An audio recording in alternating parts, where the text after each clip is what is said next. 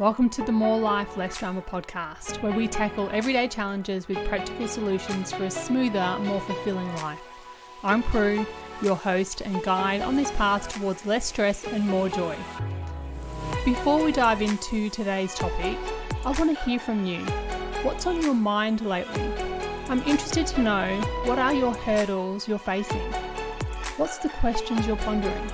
Or the areas of your life where you could use a little extra guidance? Is it mastering your mindset? Maybe decluttering your space? Maybe even changing careers, or perhaps navigating the complexities of parenting teenagers? I know, I get it. Whatever it is, I'm here to help. Because if you know me, I'm always creating. And I really want to create something that is meaningful to you, that is going to help you. So drop me a message, leave a comment, or shoot me an email with your burning questions and pressing topics that you'd love to explore and that I can teach. Together, let's make More Life, Less Drama not just a podcast, but a community of support and empowerment. To help me even more with this, I ask two simple things: follow the show and share the show. It would mean I can touch more people and change more lives, for the better. Thanks so much. Now let's jump into today's episode. Good morning. Hello, how are you today? It's a beautiful day to be recording another episode of More Life, Less Drama, so welcome. We are up to episode 52, and today I'm just going to dive straight in because that's what I love to do. I don't like to dilly-dally, as my son says. So let's do it. Today we are talking about starting things to actually finish things. So starting to finish. And it's a concept that I think about with intention and with a lot of questions for myself about how, if I'm going to start something, am I going to finish it? Because in the past, and this might be you too, I start so many things and I just don't finish them.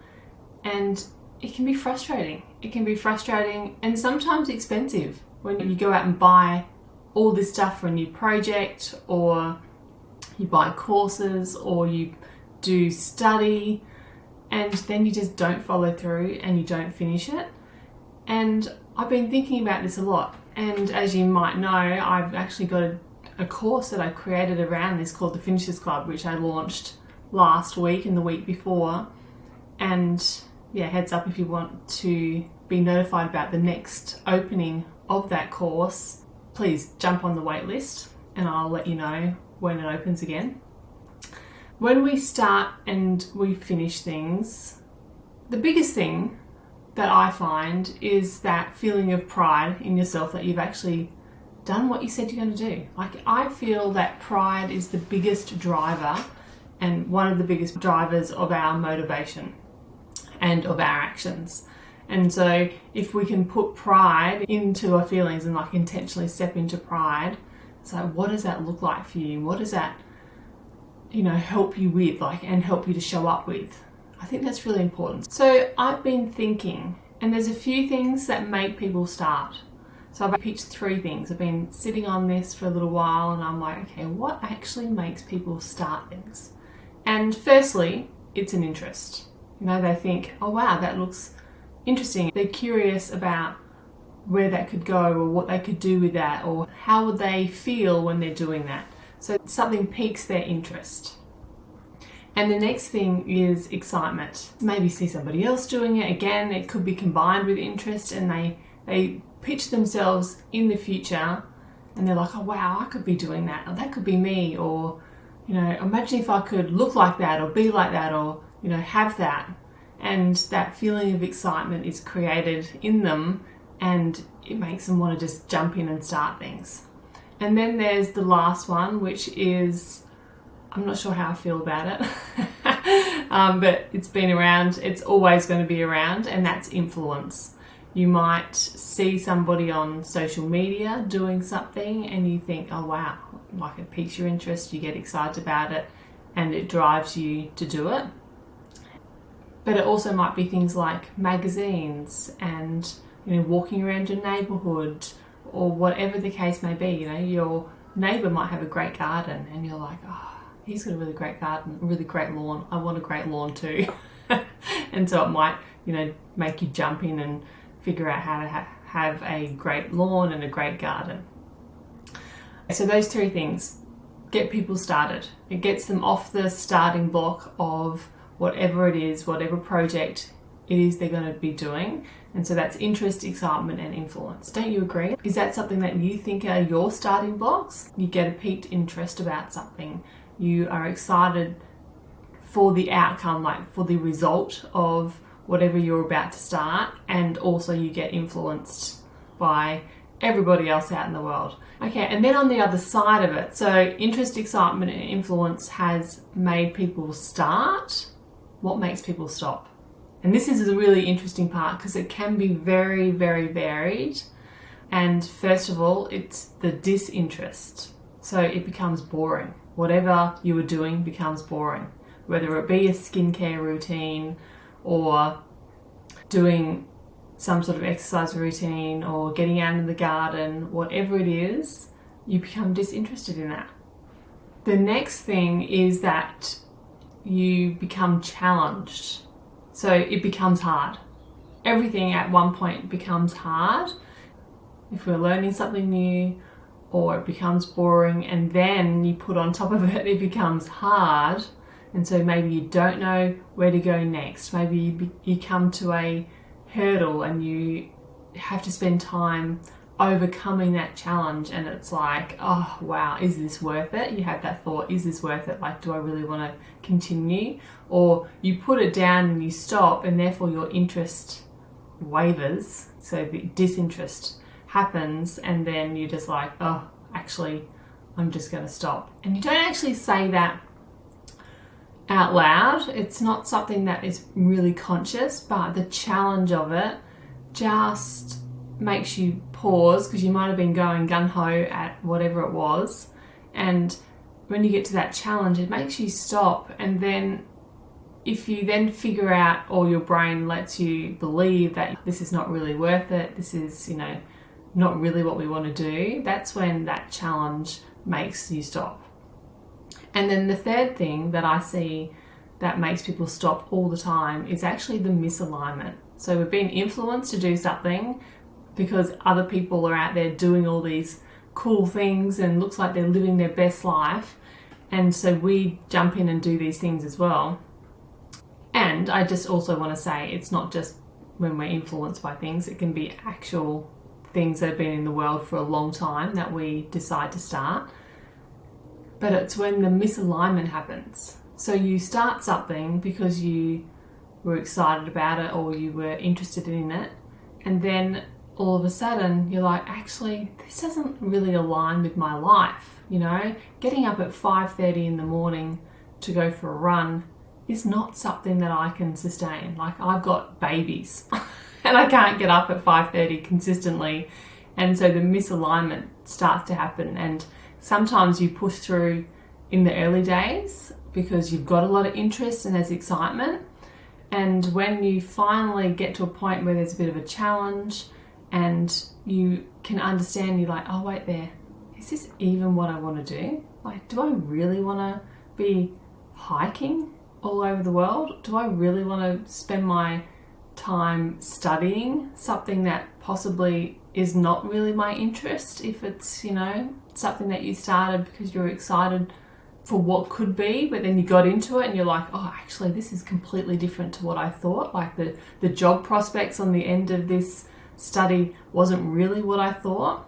And so the misalignment happens, and then you just stop. You start not showing up anymore for the goal or, for yourself to finish what you start.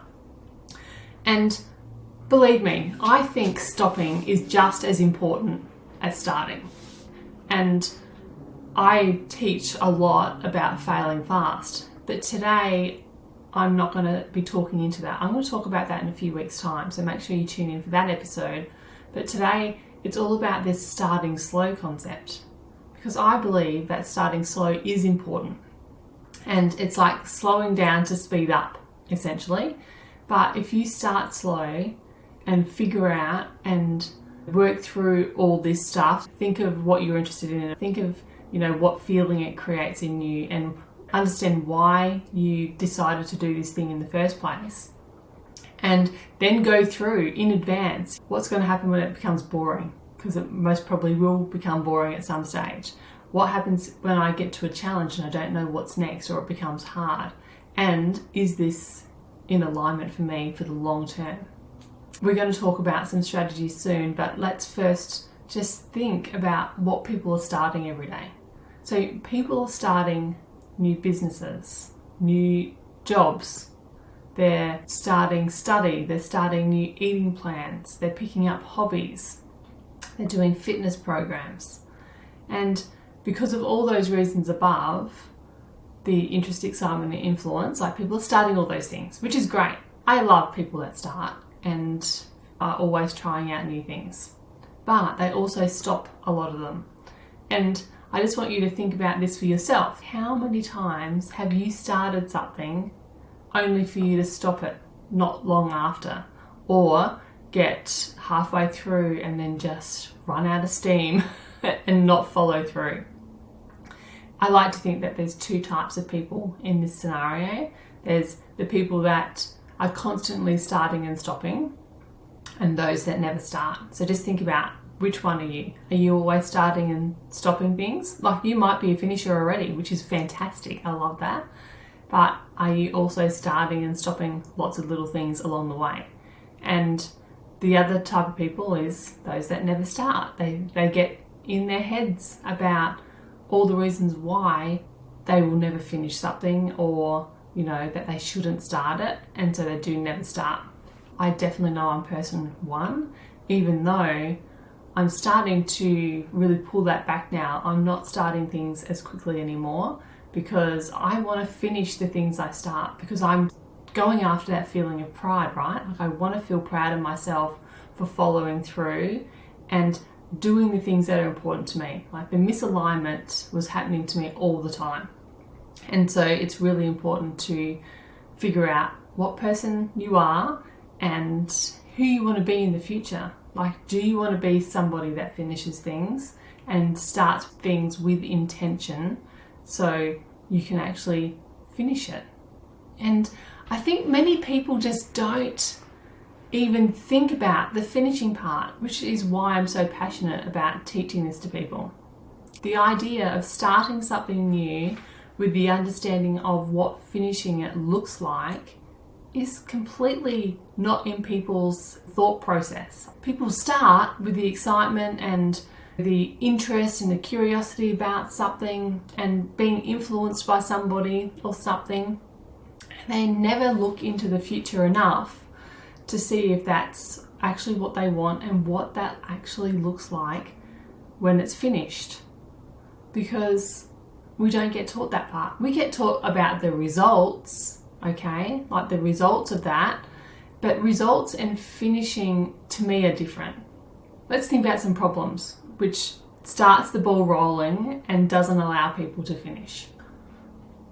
So the first problem I see is people not defining what finishing looks like. And therefore, when they have gotten a little bit of the way through and they might have a rocky path, it's misguided. Everybody gets disheartened because they're like, oh, that wasn't what I was expecting. Yet they didn't define what their expectation was at the very beginning to start with. You might have some idea in your mind, but our mind can play tricks on us, and we really need to define it, put it on paper somewhere so we can actually reference it. What does the finishing line look like? We've all heard about it's the journey and not the destination. But why are we even starting the journey? And what is the destination? Have you clearly defined what that looks like, or what you'd like it to look like at least? I really think it's an important step that most people miss. Because I can imagine that you have a busy life. You're not just sitting around having all the time in the world to consider, what you're doing and what you're not doing, and, have opportunity to start all these new things and there's not many consequences for you finishing them. Like, I'm guessing that's not you, because it's not most of us. I'm sure there's not many people in the world that have that luxury. And so with our limited time, I want you to be the person that starts the hobby or the business or the health journey knowing what the finishing line is. So you don't waste this precious time. And I'm saying that intentionally because a lot of people say, oh, there's no time that is wasted and all the rest of it. But I think our time is finite, so we have to intentionally use it to our best advantage, right? So if you're not a person that has copious amounts of time, this step is so important for you to actually define what the finishing line looks like. And I just need to say this because if you're a real logical person and you're like, I'm just going to do exactly the things that Prue says and it has to be some sort of logical process, I just want to say that it can't be too rigid at the same time. Being open-minded through this process is so essential as well, because being too rigid is actually naive in your thinking. If you think this is exactly what it's going to be like, it's going to cause a lot of heartache. So we still have to be flexible and we still have to allow for ebbs and flows. So this is not to say that the finish line is going to be exactly as you plan it. I don't think I've really seen that ever. But I'm not that rigid or naive in my thinking that starting without a plan is a good idea. You have to have a plan. There has to be somewhere where you're going to be going, right? Getting in a car and driving and not knowing where you're going is pretty naive and might get you into trouble. So planning at least what you think you want the finishing line to look like is really important, because starting without that plan to accomplish it is equally as foolish. Planning to finish is really important for a lot of things. And I also need to say that not everything in life needs such structure. It's important to follow your curiosity and interests, for sure. Like, I'm not saying you've got to sit down and do this process every time you have an idea about something or you want to start something. Like, no, I want you to figure out what is worthy of this process and what is not, okay? When I was thinking about this, it's like, there is one thing that I've been considering for myself for a while, and that is to be part of a communal garden. And you might think, just do it, just go and sign up and be part of it. Yes, definitely I could do that, and I have intentionally held back from it as well. Because first of all, this really draws me in because I love the idea of growing my own food and contributing somehow. And I also like the idea of being out in the garden, and Instagram and Pinterest have really influenced me over the years, yet I have intentionally not followed through yet. It's funny because if you were to ask my husband, say, is Prue a gardener? He would go, hell no, Prue never gardens. And it's true, and which is why I have not dived into it and started this thing. Because the truth is, even though I love the idea of it and it's interesting and exciting, and I have seen so many beautiful images of gardening and people in their gardens, and it just looks so lovely and inspiring to me, doing it is another thing altogether. I've had a garden. Like, when I first had my own home, I had a garden, and don't get me wrong, I loved it, but it's not something that I stuck to. When I think back on my past and think about it, I'd much rather be spending my time doing other things, especially right now, like growing my business, for example. I can't grow my business and grow a garden at the same time. So I have put it on the later pile. So that's what I've done. I used to have piles and piles of Country Style magazine and House and Garden magazine, and they would always just, again, influence me into, the life that I would love to live. And yeah, part of me might do that in the future. So you can imagine if I started and dived right in, I most probably would have failed at it.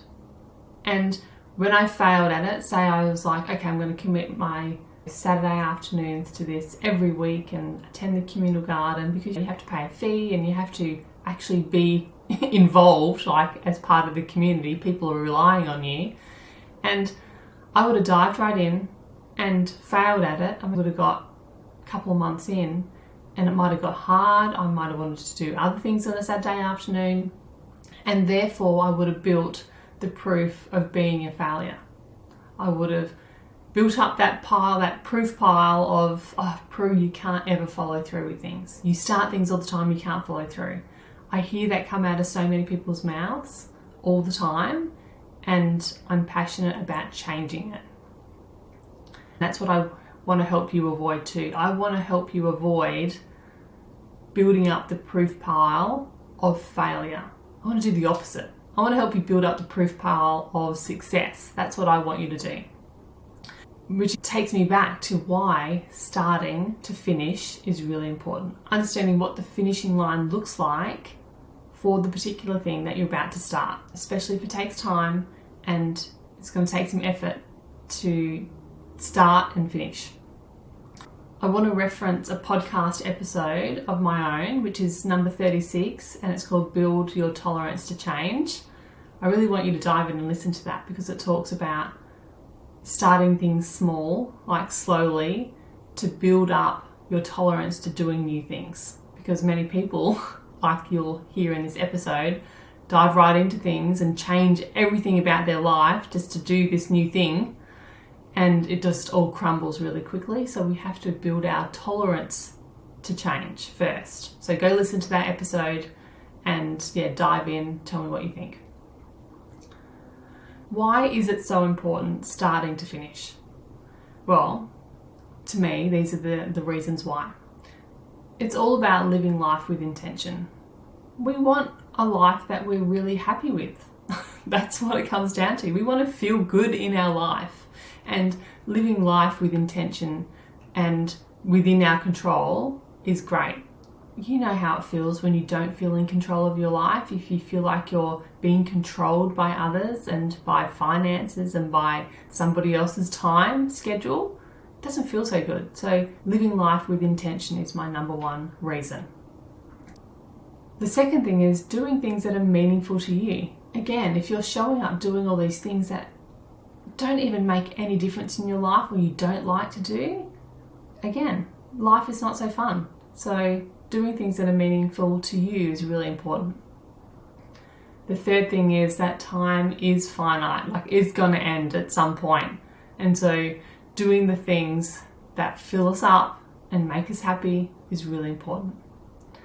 The fourth thing, as I said earlier, feeling proud of ourselves. I cannot say this enough. The feeling of pride, how that will drive you to show up for the things that you're really aligned with and that you really want to do in life, just try it out. If you haven't tapped into pride lately, I really want you to try it out. What is something in the past that has made you feel so proud of yourself?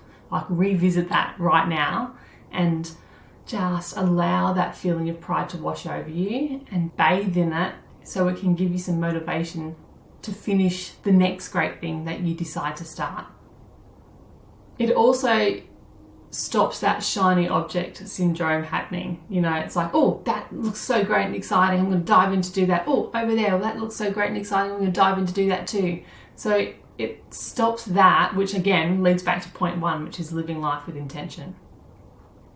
Okay, so I have some top tips now, just to finish off, of how you can decide to create this life for yourself and to look at things that you're about to start with the intention of finishing them and what that looks like. So here are great tips to help you, and they've helped me. This is something that I do personally, and I love to teach people how to do this as well. The first thing is to create an ideas list. Okay, so just have it on your phone. I've got a document in Google Docs, and this is what you do. So you're happily doing something that you've started already, and you're distracted and you're being influenced by something, or you see something cool that piques your interest or your curiosity, and you have this feeling of like wanting to figure it out right then and there. And instead of doing that, you write it down. You put it on this list. You're like, oh, I saw this. I'd really like to look into this. Whatever it was, just write it down however you feel comfortable. Which then takes me to the next thing, and that is allow for the pause and not follow through with whatever your brain just saw that excited you. So instead of pushing everything aside and going down the rabbit hole about how to do this and how to do that and what does it take to do this and what does it take to do that, just pause. Just be like, oh, okay. I always say to myself, okay, great idea, Prue, fantastic. Love it, write it down, and then just continue what you're doing already. Don't allow your focus to be taken off that thing, and just come back to it later. And that's my third tip. My third tip is to create some sort of structure where you set time aside to go through the things that you've written on that list. Okay, maybe you want to categorize them. Like, that's a good idea. It's like, oh, actually, no, I don't want to do that at all. You could cross it off altogether. Maybe you're like, actually, I want to follow through with that and see where that goes. Just start maybe doing some research or start understanding what that looks like. Okay. At this stage, you can ask yourself, is this something really that I'd like to pursue? And start to weed out those ideas. This part is really important because if you are thinking about all the potential things that you want to do, it takes up space in your mind. And all those things, like imagine if there's 50 tabs open with all the rabbit holes that you've gone down, it actually doesn't give you space to finish the things that you really want to finish, that you've already put in place. It pulls you away from that and it pulls your focus away. So setting an intentional time to do this is a really great idea. I know people do this on a monthly basis, or mine is a little bit ad hoc at the moment, but I'm starting to create some structure around it. And it's really great because you go back and look at that list and you're like, oh, what was I thinking? I don't want to do that, no way. Or, oh my God, that's right, I loved that idea. I loved when I saw that. Maybe that's something I really want to pursue. So put it on the list, pause, just continue what you're doing, don't go down rabbit holes, and then create a structure around looking at that list and weeding out or starting to understand what that looks like for you moving forward. My final tip is, before starting anything new, I want you to ask yourself, if I follow through and finish this thing, what does it look like? Don't let your brain fool you into thinking that it doesn't know what that looks like or have an end date, okay? Because most activities do. It's important to be honest with yourself right from the start here, because don't allow your brain to trick you into thinking that there's no end date and there's no finishing line. This is just forever how it's going to be. Okay? No. When you start something, there is usually an end date to it. Pretty much 98% of the time, there's some sort of end date that you can put on it. There's no right or wrong here. It can be big or minute, but there's just no wrong answer. But I just want you to answer that question for yourself. If I was to finish this, what does that look like? And when would that happen? So, for example, if I started and decided I'm going to do this communal garden thing, what does finishing look like for me? And finishing looks like learning a lot more about advanced gardening and basically learning how I can create my own garden at home. And I actually think that would most probably take about 2 years, like of going weekly or fortnightly to a communal garden to figure that out. And remember, flexibility is the key here. So you have to look at it from the position that you are right now. Starting this means something to you right now, and I want you to explore what finishing looks like. It's literally going to be your best friend if you start exploring this. Most people do not explore this part, and I want to teach people that exploring it and understanding it and talking about it at the very beginning of something is the most essential part that you can do for yourself to become a finisher. Because the commitment and the discipline to follow through is going to come next, and you have to understand where you're going. So this question can be applied to almost anything. So I want you to give it a go. To help, I've actually put this information into a free PDF for you. So I want you to go and download it and use it as a reminder about those questions that you need to ask yourself, and my little hot tips about starting with the intention to finish. Plus I've added some extra little snippets of wisdom in there. So please go and download that PDF and just use it as a guide. Use it as a guide to not rush in and start things without the contemplation of what finishing looks like. So you can start things that you really want to finish. And you can build the proof that you're an amazing finisher. That's what I want for you. And the last thing is, if you listen to episode 36 and you decide, yeah, I really want to do that, my free course is still available. It's called Build Unshakable Proof. It teaches you about the proof jar. It's a really great little concept that I've created to help people build proof that they can actually follow through with small things. It starts with a daily practice. Heaps of people have gone through that little course already and they keep saying to me, Prue, that's amazing. That's a really great course. Like it's so helpful. It creates such a solid structure that I can just do so simply. It doesn't take much thought at all. And the proof that they're building with themselves that they can finish things is amazing. So go check it out, sign up, it's free, go through it and build the proof for yourself that you can too become a finisher. Okay, my friends, that's it. I'm leaving you. I've got somewhere to go. Have a great day and I'll talk to you next week. Bye-bye. Thanks for tuning in to another episode of More Life, Less Drama. I love having you here. I hope you found today's topic helpful. Now remember, this podcast is here to support you on your journey to a more peaceful and fulfilling life. If you have any questions, comments or topics you'd like us to cover in future episodes, don't hesitate to reach out. Your feedback is invaluable and helps us tailor our content to best serve you. You can connect with us on social media, send us an email or visit our website to stay updated on upcoming episodes and special announcements. Until next time, remember to prioritise self-care, embrace positivity and keep striving for more life and less drama. I'll see you on the next episode.